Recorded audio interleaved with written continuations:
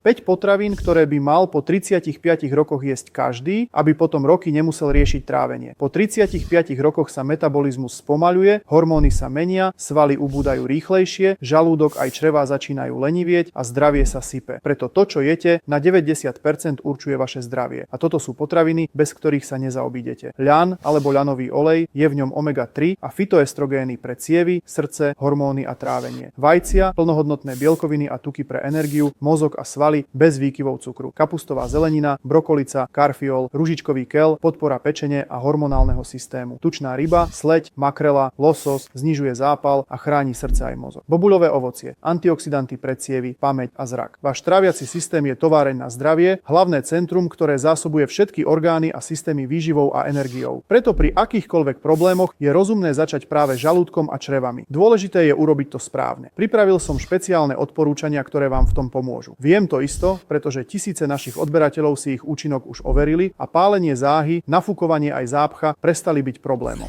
Špeciálne pre vás som natočil video, v ktorom som všetko podrobne vysvetlil. Nájdete ho tu.